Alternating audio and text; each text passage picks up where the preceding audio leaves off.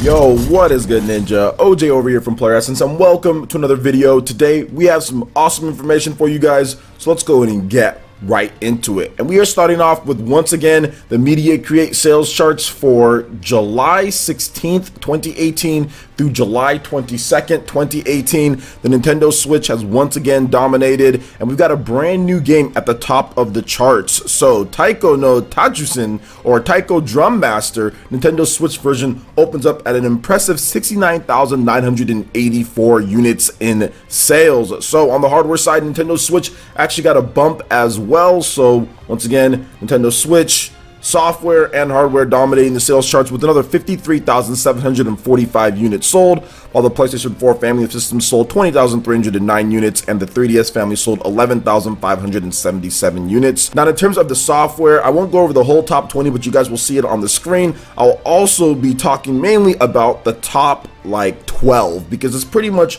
all Nintendo titles, all Nintendo Switch titles in that top 12. This is the first time that I think I've seen that in a while, to where there's no other titles, at least within the top 10. So to see that all top 5, all Nintendo Switch, actually the top 7 games, all Nintendo Switch, Nintendo's kind of dominating these sales charts. So we'll start at the bottom here, start off with number 12, and that is Super Mario Odyssey, 1.7 million units plus. It's actually about to hit 1.8 million units. Then you have Kirby Star Allies, you have Legend of Zelda Breath of the Wild, Captain Toad Treasure Tracker, Pokemon Ultra Sun and Ultra Moon, Mario Kart 8 Deluxe, that game is over 1.6 million units sold, Minecraft Nintendo Switch Edition, which is continuing its tear in Japan, Mario Tennis Aces on the Nintendo Switch, another strong 19,709 units. Then Captain Toad Treasure Tracker, that game sold another 20,000 plus units. Then number 3 was the Splatoon 2, the everlasting Splatoon 2, with another 21,913 units. Octopath Traveler hit in at number 2 with 22,438 units, and that's actually not too bad considering the type of shortages that they were having with the game and how restocks sold out really quickly. That game was over 130,000 units in its first week and a half or so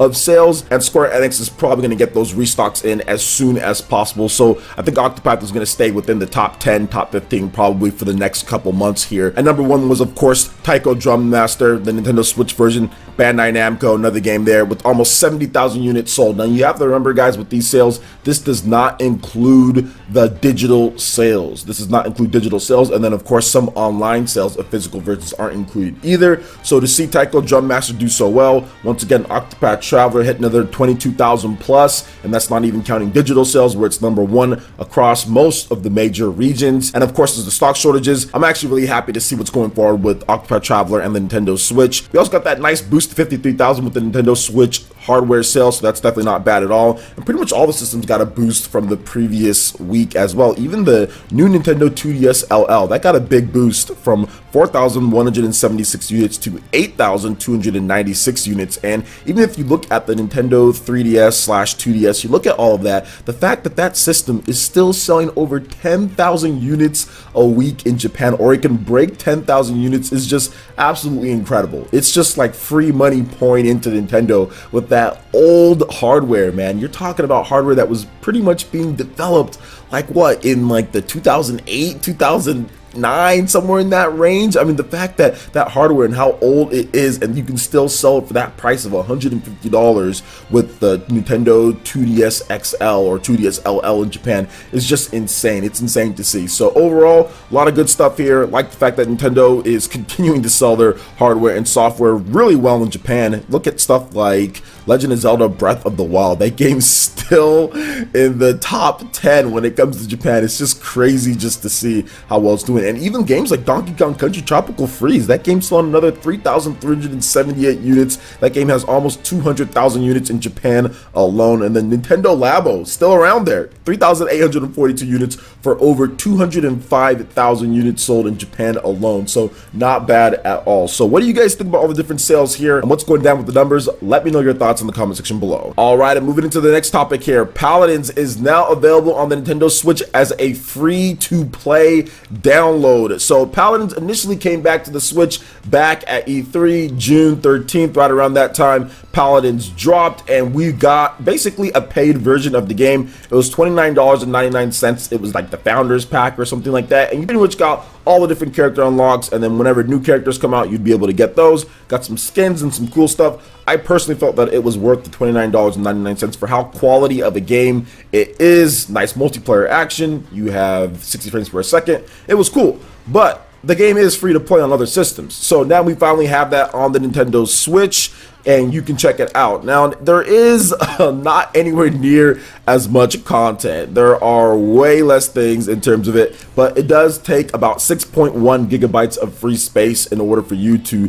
download that. So you're not going to start out with as much stuff. You have to earn them through the gameplay. I guess it can get a little bit grindy or tedious to unlock all the different champions, but at the same time, it still is a free download and will be able to kind of fill out the population of Switch players. So this should definitely boost up the count of people playing the game, and I think that'll also create just more gameplay sessions, better quality gameplay sessions, less against the CPUs, and more people playing the game is definitely a good thing. I think what's going to happen is that you're going to get people who play the game, who download it, and maybe they don't want to spend the $29.99 at the beginning, but then they'll eventually kind of crack, if they like the game, I think they'll eventually kind of break down and just buy the game anyway. So I think some people were looking for like a demo just to try it out, but even without the free to play version of the game, like just the $29.99 one, it was still in the top 30 in terms of eShop sales. So people were still picking it up, and towards the last time that I played it, it was easier to get into games. They just need to work on a little bit in terms of the loading times and stuff like that, but overall it's a solid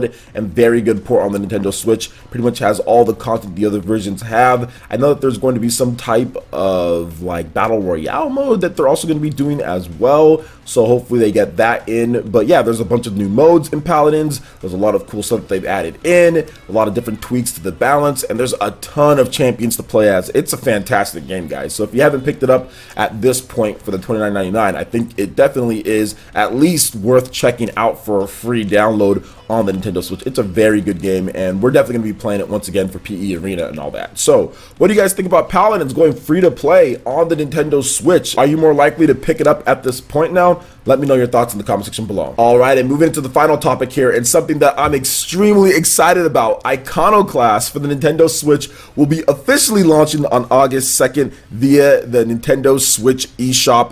Gen Entertainment has announced that Iconoclasts first launched for the PS4, PS Vita, and PC back in January. Here's an overview of this game, and guys, this one looks really cool. I'm excited to play this. So, Robin just wants to be a mechanic and help people, but without a license that makes her a sinner in her mother's eyes. Ever since Robin picked up her wrench, the world's been going nuts. Now penance is raining down on everyone she loves, and creepy one concerned agents are after her. Something big is going on, bigger than ivory shortages or the moon breaking apart, and Robin's in the middle of it. Iconoclasts is the masterwork of indie developer Joachim Sandberg. 7 long years in the making, Iconoclasts delivers awesome action, hilarious hijinks, and emotional roller coaster of deeply personal storytelling, and this was made by one guy. That's why it took so long, and I'm thinking that he probably had other things he was doing, another job that he was working as well. So shout out to this dude, man, working almost a decade, 3 years away from a decade on a game to have your dream realized, and I wish you all the best of luck with this game. But I don't think you're going to need luck. I think this game is going to sell very, very well on the Nintendo Switch. So here are the key features of the game as well. Let's go ahead and get into that. So you have 10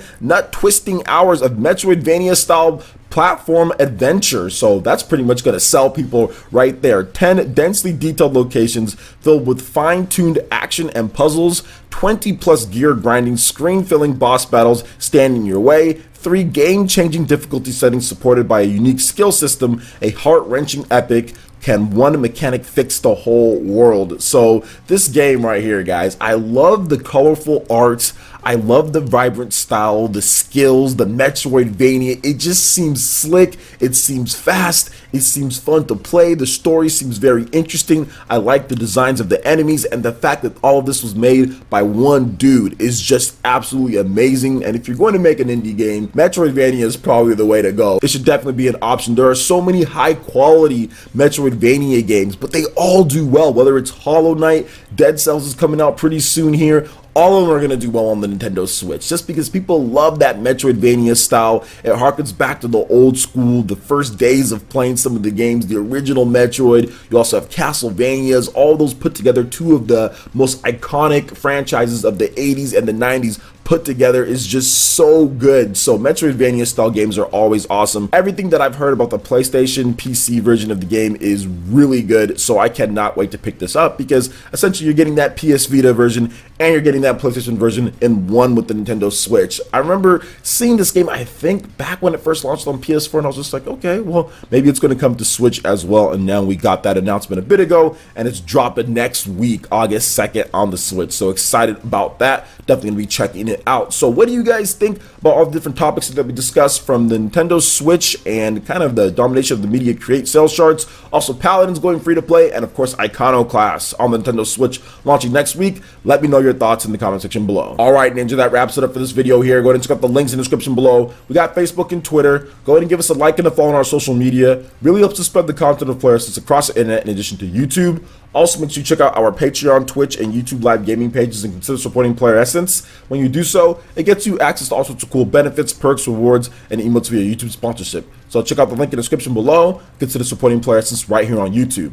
Hit that like button if you did like this video. Let me know you guys want more content like this going forward in the future. And subscribe to Player Essence for the latest RPG, Japanese, and Nintendo gaming news. Thank you so much for watching, and we'll catch you, Ninja, for the next video. Peace!